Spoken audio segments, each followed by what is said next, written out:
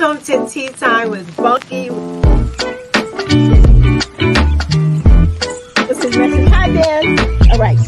Welcome to Tea Time with Welcome to Tea Time with Bunky.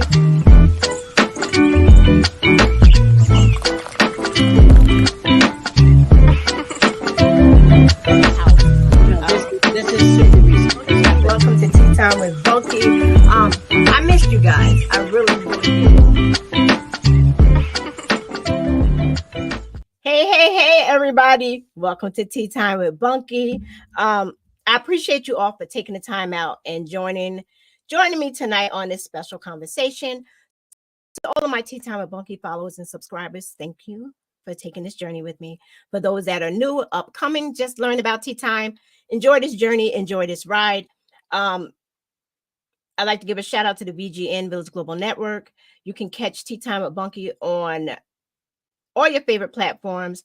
You can also catch it airing in 200 countries on the radio. All you got to do is go download the VGN app and find out what's going on there. You can catch this episode of Tea Time with Bunky on November 2nd on the DuPont Network. Then I also have my sister show, Political Tuesday with Tea Time with Bunky. For those that know me, know I hate politics, but it's something that we have to discuss. Political Tuesday, Tea Time with Bunky. Reminder that elections are coming up November 5th. 4 weeks, a little less than 4 weeks. Early voting starts on October 26th. Go to your local government, county centers. Starts at 9 a.m. from Saturday to Sunday for a week. I got my early ballot. Listen, y'all, this is what I keep telling y'all about. You can go to your government page. Go to your government web page. Go to your voter page. What is it? Whatever, y'all know what I'm talking about. On the ballot, like I keep telling you, after you vote who you're gonna vote for, flip the ballot over. You can't see it. Can't see? No.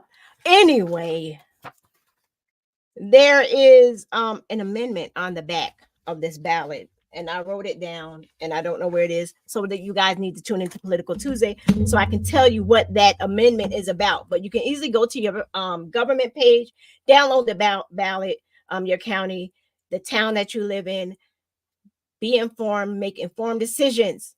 Can't stress this enough. So without further ado, I have Breaking Barriers, my friend, someone I've known my whole life, Mr. Simmie Williams III, Fallsburg first Black police chief. Woo! That was a lot, right? That was a lot. I try to get it all in, you know. And I already voted. I already voted. I mailed my ballot in today. Do you trust that? I do. You do? Okay. I do. Why did you do that? I mean, like, that has nothing to do with the conversation, but I'm just curious. Why do people mail in ballots? Because being retired now, I'm not sure where I'm going to be. I could be someplace here. I could be someplace there. So I get a mail-in ballot for every election. Because if you're missing a newspaper here or you're not on social media, you may forget about the small elections, and every election is important. Yes. So that's why I get a mail-in ballot now for every election. Okay, well, good for you. Like, that's an example, you guys. So if you're retired, like Simmie here, you're retired, make sure you mail that in. So about you, let's get back to you. Like I said, you're the first Black chief of police, Fallsburg. Yes. Which is a big deal. We'll get into that. But we're going to start off with your early life. You're the youngest. You're the baby boy. Yes, I'm the youngest of 5. All sisters. All sisters. All sisters. Now, growing up here, I know your parents, right? Yes. Big deal here. Big deal. So how did growing up in such a family dynamics such as yours, how did that shape your life? It was basically the church that did it for me, because that was the one thing that we all had to do. We had to go to church.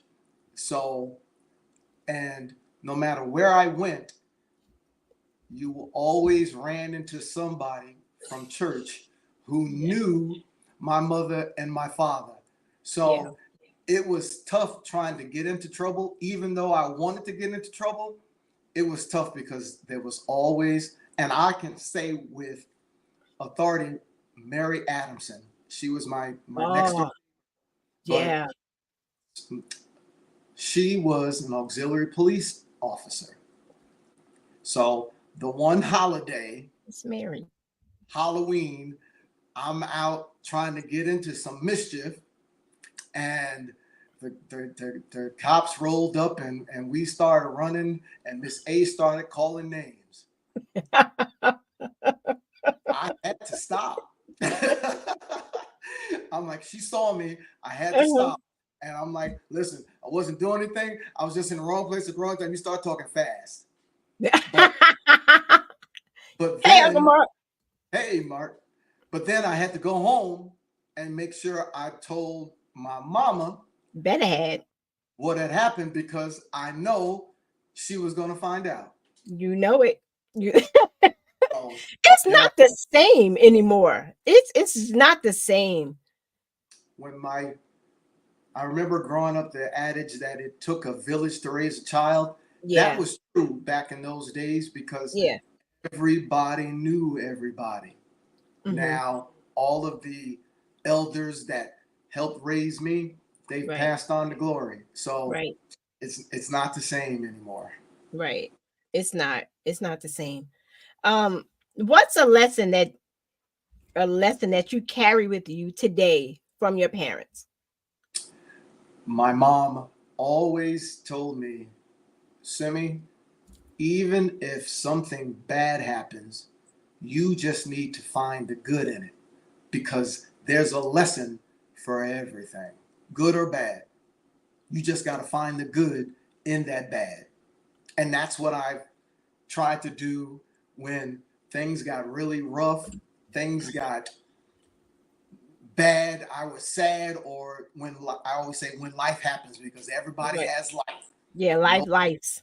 Right. Life happens. And I would just smile when I'm thinking, because I hear her telling me, Simmie, first she would tell me, then I'm not down on my knees praying enough. Then she would tell me, you just need to find good in that bad.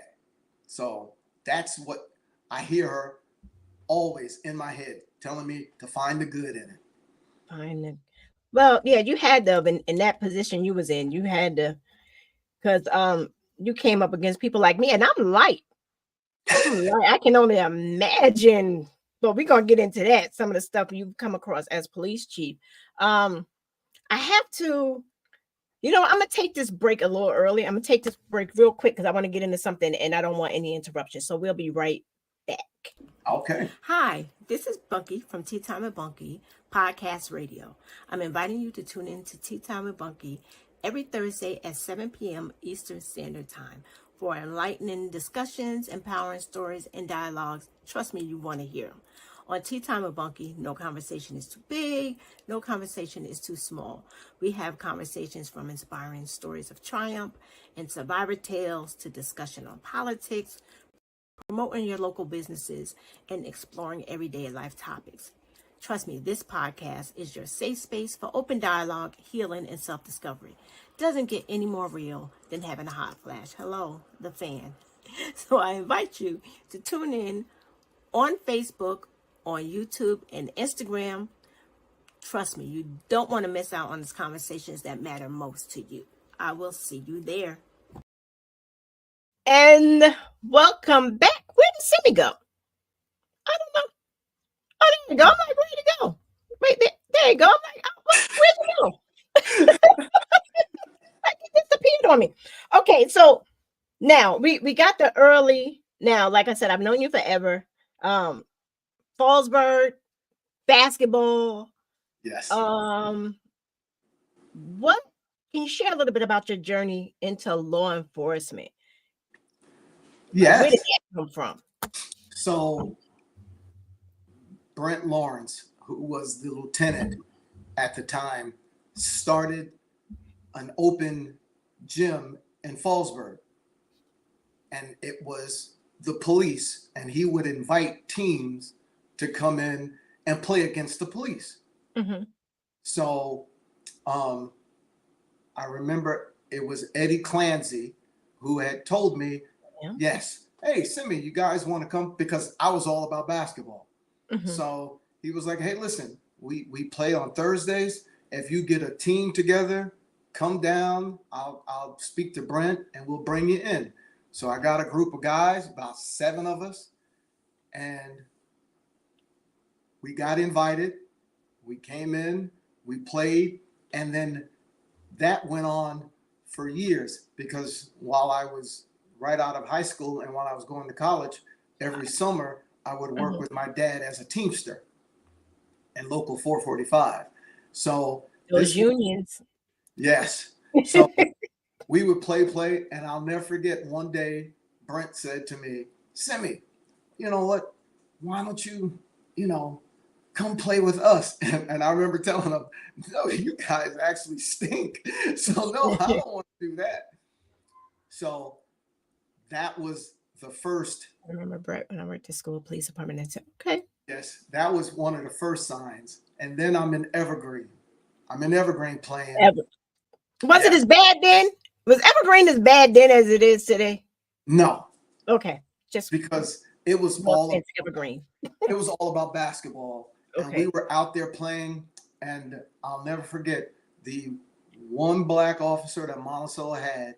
He came out, interrupted everybody on the court, and he says, listen, he was about to retire, and he says the civil service exam for police is coming up.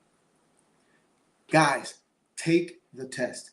Even if you don't want to be a cop. So now, mind you, this was 32 years ago. Yes, this was 91? Well, that's when I started. But okay. This was before that, because then I had to take the test, get on the list, do all the other stuff. So This was, let's say 34 years ago. Okay. So he was like, even if you don't want the job, many of the jobs that you're going to be applying for or looking for, you're going to have to take a civil service test. Mm-hmm. So this is good practice for nothing. Even if you don't want to do anything with the job, it's good practice to see what a civil service test is all about. And I was like, second sign. So I took the test. Okay. And passed it, apparently. I was number 1 in the town. Okay. And Brent, he called me in, asked me if I wanted the job. I had to say I had to go back and think about it. Right. And I thought about it for a couple of days. Mm-hmm. And then I'm like. So you weren't serious. You just took the test just to take it. Exactly. Okay. I don't want to be no cop. Right. I just took the test because I was like, hey, listen, yes, it is $10. It's a good example of what I might be facing in the future with any other test. Okay. And I thought about it, and my dad was upset because when I tell you it was fun, he and I going to work, we worked 2 jobs together, and me getting up in the summer, going to work with my dad. And I was like, wow, that's when we became good friends. When y'all worked together. Yes. Okay. Yeah. So that police thing was going to split it up. It was going to split it up. Okay. And something just said to me, you know what, Simmie, you need to do it. And I called Brent and said, I'll do it. And about 3 or 4 days later, I remember Jolie came to the house. Names. Okay. He came to the house to interview my family to see what kind of person I was. Oh, yeah, those family interviews. I know about those things. Background check. I'll go talk to the family. Absolutely. Yes. Yeah.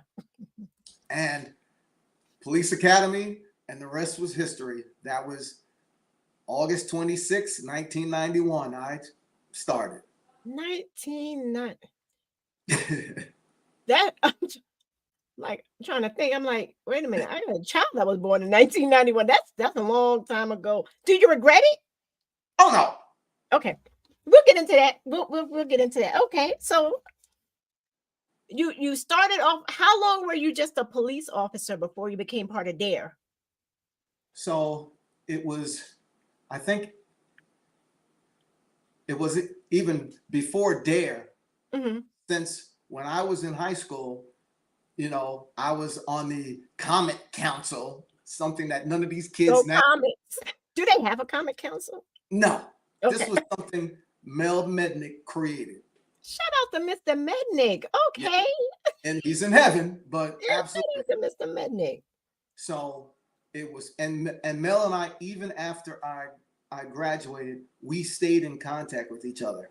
Mm-hmm. So me being in the police department, and listen, I can speak to anybody. I was from the school, and Mel, he found some book called Project Charlie, and it was an officer or anybody coming in and speaking to the kids about life and everything. So Mm-hmm.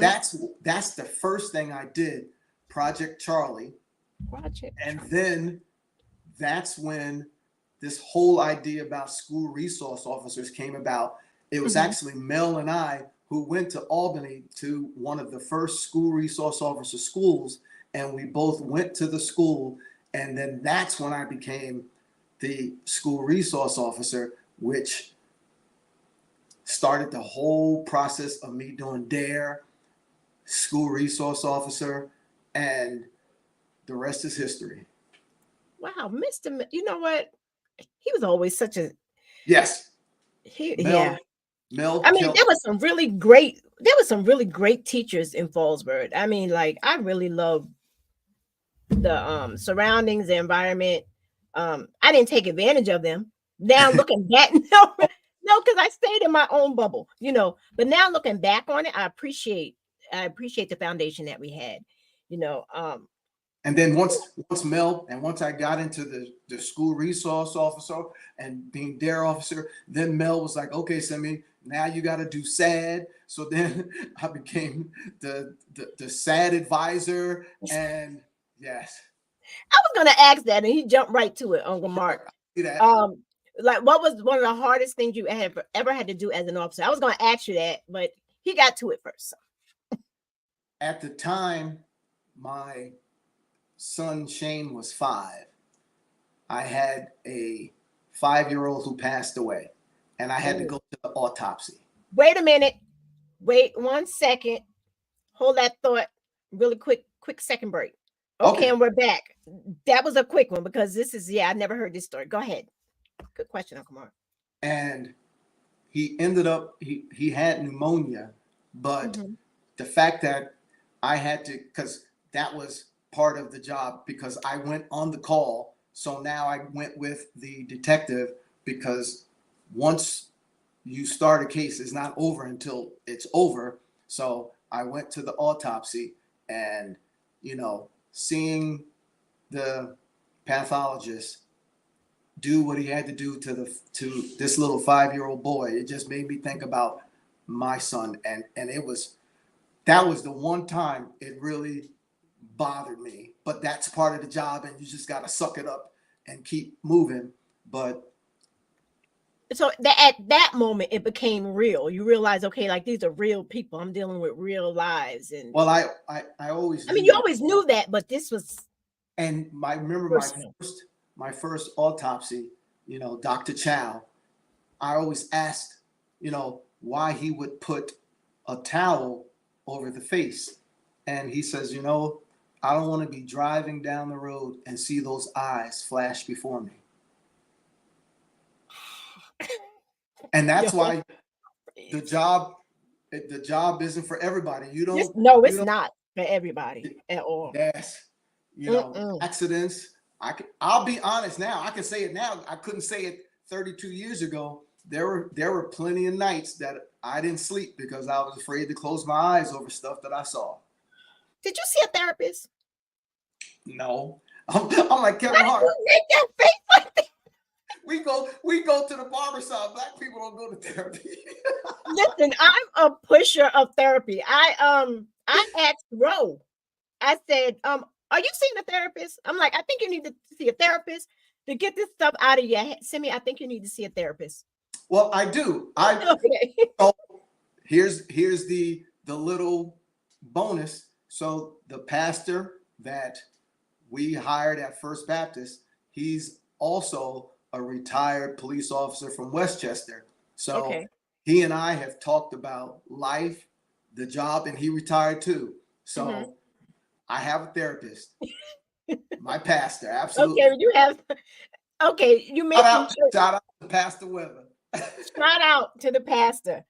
So, okay, you mentioned church. So you're a deacon in your church. I'm gonna be honest with you. Now, because you guys go to the First Baptist Church. I always went to the Pentecostal church, which was different. So I didn't see you growing up in the church. So when I heard you were a deacon, I was like, Simmie's a deacon? It's like I didn't know he was in the church like that. I honestly didn't know. I was like, wow, Simmie is a deacon. Because, and again, that's with life. Mm-hmm. I needed my Sundays to help me deal with the Monday, Tuesday, Wednesday, Thursday, Friday, and Saturday. So that makes sense. After I got, you know, because the first 7 or 8 years we were working, you know, you work shifts. So your first shift, you got Monday, Tuesday off. Then you got Tuesday, Wednesday. Then you got Thursday, Friday. So it was every 4 months that I got weekends off. So I can only go to church every 4 months. And you took advantage of that. And then when I became the school resource officer, I had weekends off. Right. And, you know, that's what I think made my job a lot easier.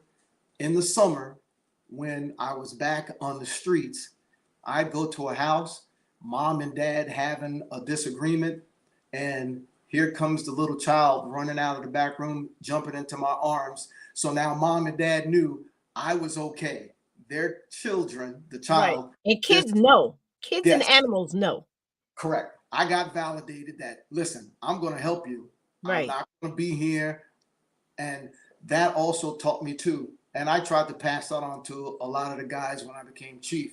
You know, we're a small local police department. Right. We see these people, the citizens that pay our salary quite often. It will go a whole lot further if you gave the intoxicated person a ride home instead of a ride. You know what? It's crazy because you jumped to that, because I was going to talk about your faith and community, how it works together, but we jumped into that community policing. But before we get into that really quick, what made you want to apply to become the chief? Were you afraid to do that? Because like you said, we come from a small town and you are the first Black chief. I'm looking at a lot of people sideways right now. So what made you want to do that? Scared as hell. Okay. So I was, and I'll say the reason, even when I was in the school, I saw, and listen, days, weekends off, you can't get any better than that. Any police officer, days and weekends off, I'm home every night with my family. I got weekends off. That was great. But now I'm getting older. So now they're hiring younger people. So now I'm saying to myself, now wait a second. When the spot for detective came up, let me think about this. And sergeant, am I going to be the 40-year-old, 50-year-old school resource officer that has the 25-year-old kid who's now my sergeant and boss telling me what to do, and I probably know more than they do? So that was the serious conversation that I had to have with myself. Am I going to just sit in this school and ride it out, or go back into that police station and advance? And again, I made that decision. Hey, got to take these tests. Got to detective, sergeant, lieutenant, chief. The chief, it really, because I was comfortable as lieutenant. because John Cavello was the chief, and Mhm. John came to me one day and he called me. He said, Simmie, I'm retiring. Now I'm the lieutenant. So now that's the natural progression for me to become chief. And I was like, holy crap.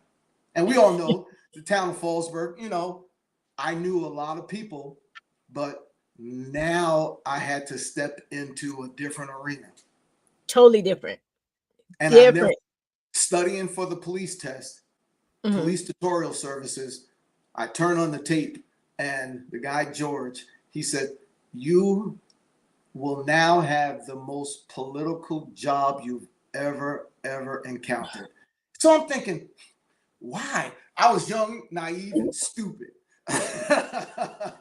Plain and simple. Right. Young, naive, stupid. It was like, hey, I know I got to take a test. What is he talking about politics? I don't have to do that. And lo and behold, yes. Yeah, your position was political. It was. Let me ask you, what challenges did you face as the Black chief of police in the town of Fallsburg? Every I know election, you faced them. I know you faced them. every election, it was everybody wanted to know, well, who do I want the supervisor to be? Who do I want? And this is a lot of organizations that, you know, I gave my number out to everybody because I wanted to be accessible to everybody. Right, you did. So that's when it became, well, you know, chief, we would like for this person to be the next supervisor, or we like this person to be the council person, or we like, and it just became that. So my opinion really matters. A lot And of weight. that's when, you know, my head swelled a little bit. So I was like, You got the big head.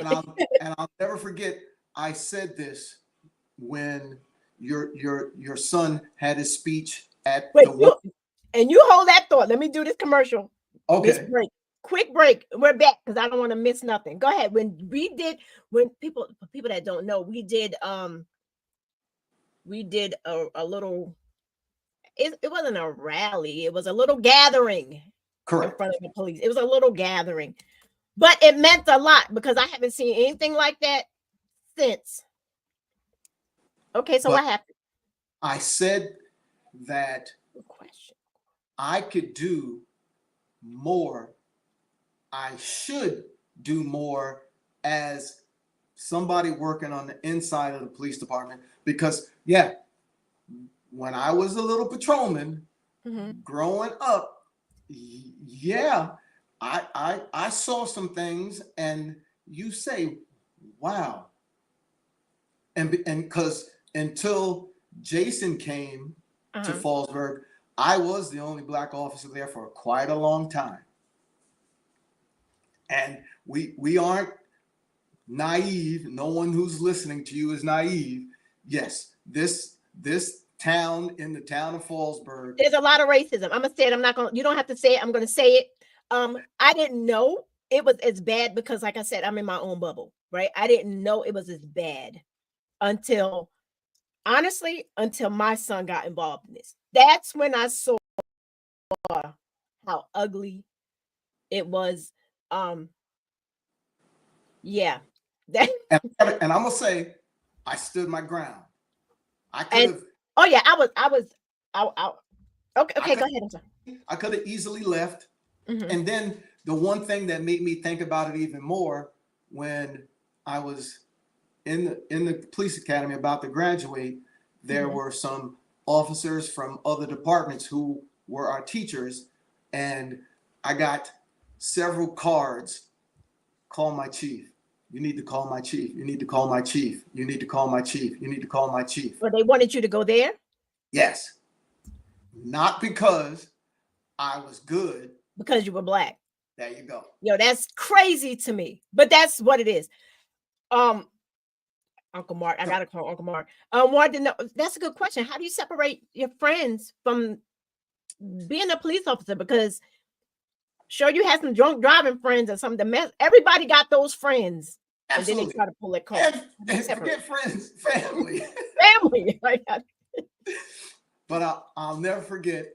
I was at a call and I had an individual, look at me sideways, and he was like, "Simmie, what are you doing?" I said, "What are you talking about?" He's like, "You're black. You don't want to. We ain't supposed to be police officers." So I said, "Yeah, but it's a job." And he said, "You know what? I'd rather not have a job." And that's when, That's crazy to me. but I can understand where they're coming from. No, I get it. We didn't have the representation. Right. And there was no representation. And that's what drove me to be the chief, to keep moving, because I felt that I could do more as chief to change things than not.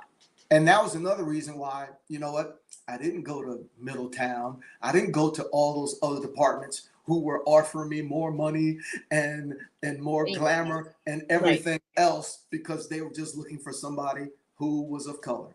And I was like, if I'm going to have those struggles, it's going to be in the town where I know some people that can have my back, and my mama. Right, your mother. I got so much to hit, but there's like some things you saying things that's just bringing up questions. You said you want to stay someplace where somebody has your back, right? Yes. And we were talking earlier, and I have to mention him because I talked about him on my show, Officer Dixon. Yes. Right. And I think the reason why I went so hard for him, even though it fell on deaf ears, but I just need them to know there's a little black woman over here who has an issue with what's going on, especially now that the person who kind of represented him is gone.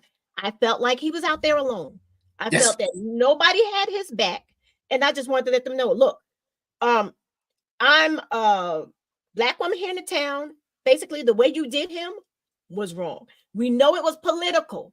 I know it was political because I know him. Nobody's perfect. Nobody, but they did him dirty. And I was just wondering if because they right after you left. Like right after you left, August 26th, they accepted his resignation, even though he was gone before that. I remember the date because it was tragic to me. I'm like, Fallsburg is going, it's not, well, it's doomed, but I'm so dark, right? I'm like, I took that personal. He made me shed a tear when he called me, because he says, a lot of people told me this would have never happened if you were chief. If you were there. Yeah. If you were there, because and we were conversing, and he's like, Chief, I got nobody there to have my back. So what am I going to fight? I have nobody to help me fight. So, and it broke my heart. Right. It really did, because I recruited him. I went out because, again, your police department is supposed to try to reflect your community. Yeah, and it does not. And I knew, yes, it was great for a long time. Yes, right. I'm there. I'm representing the black community, but I'm not going to be here forever. Right. So it's time. And you know what? And I've always had this conversation with people. Listen, you just can't give anybody a gun and badge. No, everybody, because I don't take this offensive. I call a lot of the police officers, a lot of them are bullies with badges. Some of them are bullied in school. They smart enough to pass the test. They have police or political connections that get them into the force, get them into where they want to be. And they should not have a gun. Come on, we saw it right in front of our faces with Sonia Massey. When that officer went in there, that was in 6 different departments in 2 years. Yeah. Everybody shouldn't have a gun. But I thought he was great. I always saw him out there doing his job, and because of that, he was targeted. Me too. I mean, targeted. He was Army. He was disciplined. Yes. He had that, and I'll never forget. We were at the government center, and I saw him in that sheriff's department uniform. I said, "Whoa, wait!" And I'm asking everybody, "Who's this? Right? Who's this? Somebody get me his number." You know, because I didn't want to, you know, disrespect the sheriff and undersheriff, but I'm like, Right. yo, somebody get me this boy's number. Right. I And mean, he had just hired, and you know, of course, you got to pass probation at a department before you could transfer. So I had to sit and wait. I had to sit and wait. And once he passed probation, I gave him a holler. you I'm like, start yo, to dude, recruit. brother, man, you need to drive 5 miles down the road and come to Fallsburg. So we sat, we talked, and he understood where I was coming from. I understood where he was coming from, and he made the switch. Yeah. And then And they he did him dirty. and he worked. He worked. He worked. He was one of the only officers I saw, especially in the summer. I talk about it all the time. Well, that's I made him the traffic officer because I knew he was good at the job. So he was the traffic officer, and I had to explain that to a lot of people who he pulled me over. So he's doing his job. Wait, hold that note, because I need to know what a traffic officer is. Wait, hold on. And we're back. Okay, what is a traffic officer? When because we have issues in the summer. We all know. Terrible, scared to drive because our lives are in danger. It's okay to me. I talk about it all the time. So when the summer comes, the two school resource officers, our schools closed, so now they come back to the department.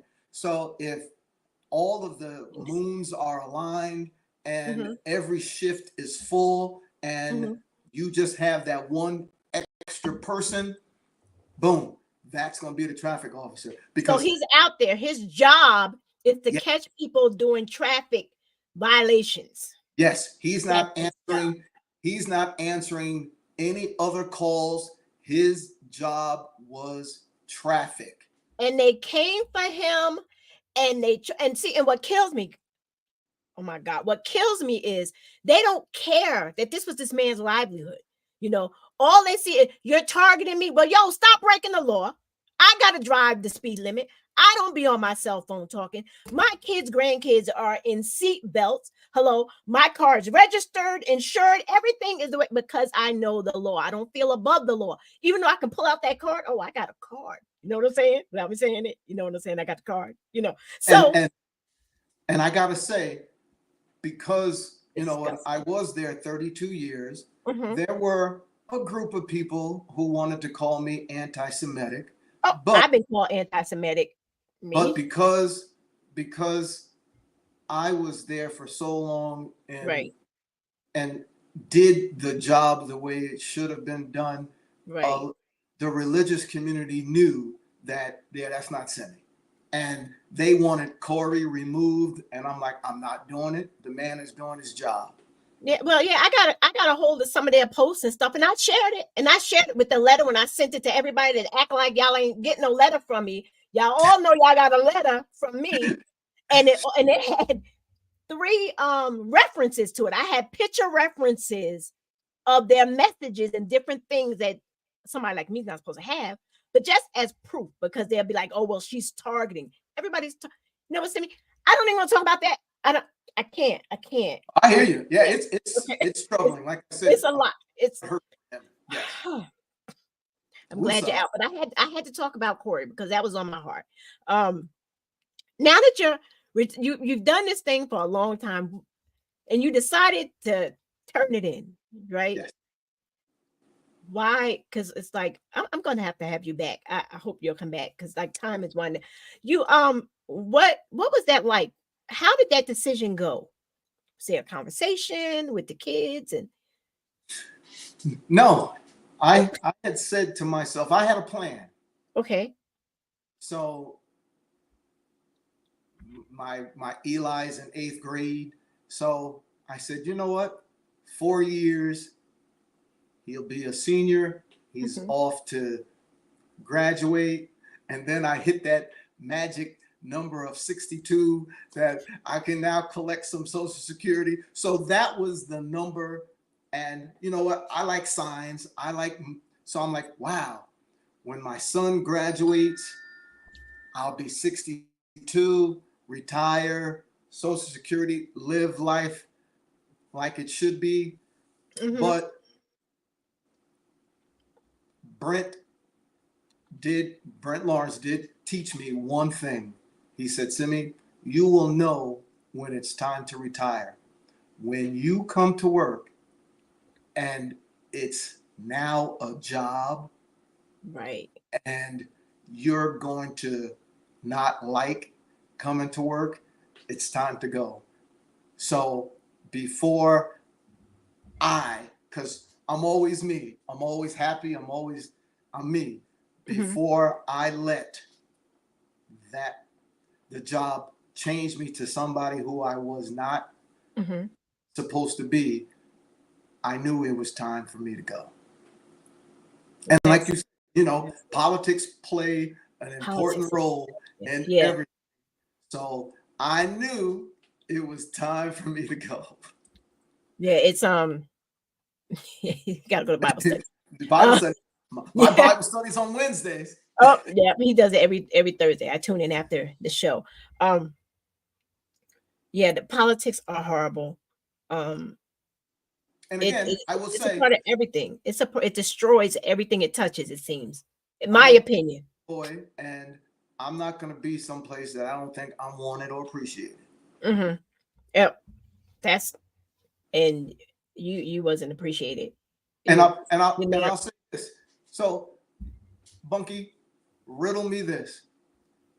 32 years. What did the town show me for that? They didn't do nothing for you? 32 years. Stop playing. They didn't do nothing for you. But you know what? This is me. Yo, that's because you were the first Black police chief. And people be like, Bunky, why are you always putting color in it? Because it is what it is. Stop. Yes. Right? That's what it is. If it was somebody else. And I didn't have to, and there was no Black police chief test. No, I had to take the same test that everybody else took. Yeah, but I can say it now. Yeah.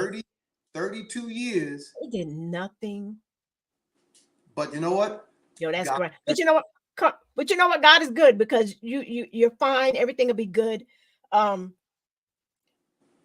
I ask you this last question, when you were saying about how they did nothing for you, I noticed that it's back to the Corey thing again. They tried to jump ahead of it and put a note on Facebook that they accepted Corey's resignation. But you know what? That right there was a political stunt, right? They put it on their Facebook page because I've never seen them do that for any other police officer, but they did it to appease that community. And which brought more fire to me. I'm like, I'm going crazy right now. So it brought the politics of all of this is terrible. There's no representation in our police departments. It's a mess. Nobody's perfect. Because like I said, I know I got on your nerve a time or two, like I wasn't feeling you, but because I didn't understand the politics behind all of it, at the time. So I think I did ask you to accept my apology because I'm like, I didn't know, now I know. But before I let you go, because we got like 2 minutes, how can police officers and community members work together now? Like what? Because I'm always saying community policing. You mentioned it, you touched on it a little bit about knowing your community, but how can they work together? I'm gonna let you give this before I have to go. And before you go, you're gonna come back? Yes, absolutely. And I'm gonna leave you with this word. So remember after George Floyd, everyone had a job to do. Everyone had to create their police reform plan. Right. You were on the committee. I was on the committee. That was amazing. So Miss Bunky, I'm gonna point the finger at you. When was the last time the committee met? Because they kept canceling the meetings, and now they trying to revamp. They tried to revamp it and take certain people off. And in that reform plan that I know I had to sign and we had to send to the governor's office, made steps for everything that needs to be done in the community involving the police department. You know, I have to get a copy of that. I don't think I even saw that. I don't even think. No, I know I didn't see it. So Well, you know thank what? you. Ask the town for the plan, I will. or You know ask I the will. or ask the governor's office. Can I see the plan that the town of Fallsburg filed? Because there is a plan. I will. I sure will. All right, Writing it down so I don't forget it. So I need you back on because there's just so much we didn't hit. no problem. You just Can you get promise? it, and I promise. Okay. All right.